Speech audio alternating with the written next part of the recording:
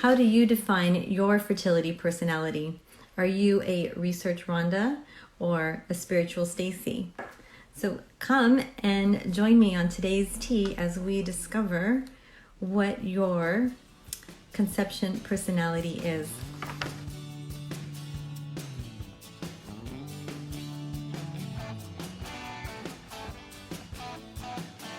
I'm Denise Noyer-Erez, and I'm known as the fertility godmother. And I have been blessed to help over 1,000 babies come into this world during the course of my career.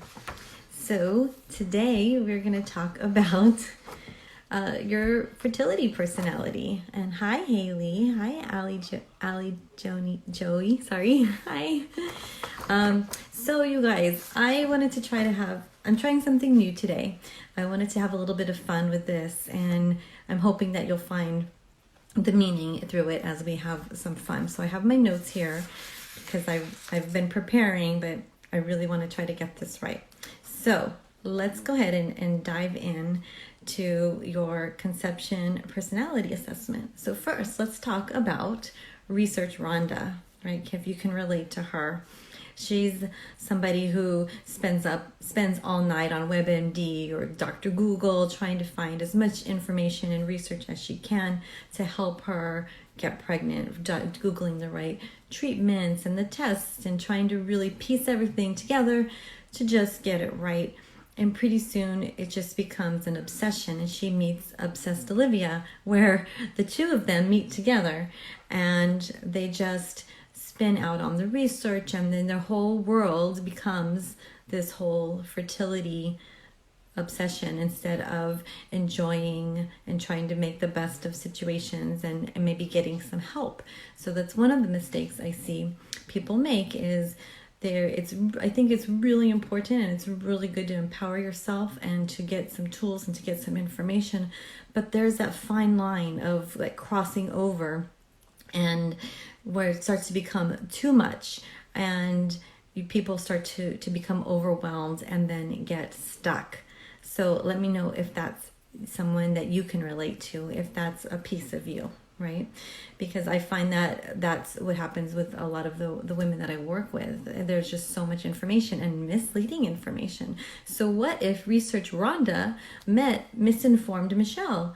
Then you're going to have another recipe for disaster. So for example, you're doing all this research, but maybe you interpret it wrong, or maybe you got some wrong information, because it's hard to be able to weed through what works, what doesn't work, what's the truth, and then is that really the case for me? Does that suit me and my needs and what's going on with me? So research Ronda and misinformed Michelle, they have a ball together. They think that they're doing the right thing, only to find out that really they weren't. So for example, I was speaking with a woman the other day who's like this really strong, healthy woman, bodybuilder. She was eating gummy vitamins, really thinking that she was doing something good for her body. And I know a lot of women do that. That's just one small example, just to kind of put a little perspective on it. But gummy vitamins aren't really giving you the nutrition that you think they are. And that's not just with gummies, that's with some of the vitamins over the counter. So that's just a small example, right? You think you're doing the right thing, but then really when you learn a little bit more or you get some help and guidance, it's really not what your body needed. Hi, Laura. Hi, Blanca Barres 15. And hi, thank you for joining, you guys. Hope this is fun. Okay, so there you have those guys. Those are kind of fun. And then we have the spiritual Stacy. So spiritual Stacy, she thinks research Ronda is just really uptight and just needs to relax a little bit. So spiritual Stacy, she's got her crystals and she's doing her yoga or her meditation, right? And she kind of feels like she needs to just let nature take its course and things are going to happen. And when things don't start happening, she starts to look at research Ronda and wonder, maybe I need to start getting involved. So in the beginning, research Ronda and spiritual Stacy, they look at each other. They're a little judgmental of each other. Research Ronda doesn't understand how spiritual Stacy can have so much time to enjoy herself and feel so happy, but then she starts to look at her and wonder maybe there's something she can learn from spiritual Stacy. And the other way around, spiritual Stacy can learn as well from the research. So it's really trying to find the balance of both, of trying on new things, trying on the meditation, the relaxation, stress management, right, your mindset, how you can focus on things. And then it's also important to empower yourself so that so that you can ask the right questions when you go to the doctor, so that you know that you're on the right path, right? Because you want to have a baby and you don't want to waste any time. You want to make sure that you're doing the right things. The other thing I find is that the research Ronda, she may try a bunch of different things, but she may not give it enough time to really work. And again, maybe it's not the right thing for her. So what do you do? Which personality do you think you are the most of? Do you think you're more the research Ronda, need to check your boxes, make sure everything is going in the right direction? Or are you more of the relaxed, kind of let it flow and see what happens? Really, it's a balance of both. So the secret sauce is to try to balance both and make sure that you are getting the right information. So my question to you would be, who do you feed? Which part do you feed of your brain? Which part of your characteristics, of your personality, do you give the most attention to? And maybe I kind of made fun with this, and I hope you got it. But maybe there's a friend, I'm calling them friends, right? Those voices in our heads. Maybe that's a friend that you need to feed less, or maybe even just let go of. So there's a lot of different ways to look at this, and that's my question to you. So much research, Ronda. Yes, the Googling. I know, I hear you. You really just want to find answers, and it's overwhelming sometimes. At least that's what I find. So I know when I work with women, I say, I'm going to be your resource. Stop researching. So please, that's a suggestion. Find somebody that you can rely on, that's a reliable, trustworthy source. I would love to be that person, but if I'm not, find somebody, use them.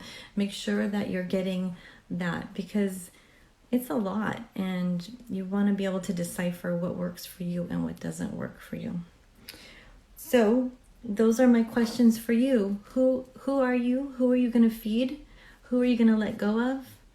And then you find a balance of what's going to work right for you. So we all need to do some self-reflection and take a look at ourselves and how we are and how we want to be. So I hope that was a little bit fun, kind of playing on these words, but I think I got my point across. So if you found this helpful, please give me some love and let me know. And we did have some questions that I wanted to ask. Where's my questions? I put that it's on my phone. Hi, we are always told to relax, and that is when it will happen. Spiritual Stacy. But then it doesn't work, and then Research Ronda comes out. Exactly. So right. So you want to find the balance. So I know that it's so irritating when somebody tells you just go and relax. It's really trying to manage your state, right? So you have you are in charge of your mind, and you are in control of your thoughts. And it's really trying to manage that and navigate on what feels good for you. And that's what's really important. I totally agree. And when spiritual Stacy, she just keeps moving forward and it doesn't work, then she goes to the other extreme, and it goes both directions. Exactly. So there was a couple questions. I'm going to try to go off my memory here. It's in my phone, and I don't think I can get to it. But one of the questions was if you have a retroverted. Thanks, Haley. But I closed my computer. I remember them. I just don't remember the exact language. One of the questions was if you have a retroverted uterus, does that matter? And the answer is most likely no. And the other question that I had related to was, do you need to lie down after sex? And the answer is no. You do not need to have sex and lie down. I know that puts a lot of pressure on women. They think they have to have sex, lie down, put their legs up on the wall, and lay there for like 20 minutes. Well, it's time for that. We know you want to try to schedule. Sometimes it's hard enough to schedule enjoyable sex in. You want to enjoy the moment and not worry about the whole thing. Now, if it works out for you, great, but it's definitely not a must. Thank you, guys. Thank you. So here's to your health and happiness and your fertility. I'm here for you if you need anything. Send in your questions, and or please feel free to hop on a call with me. And I'll see you here next week at 12 o'clock with Tea with a Fertility Godmother. Until then, take care. Bye.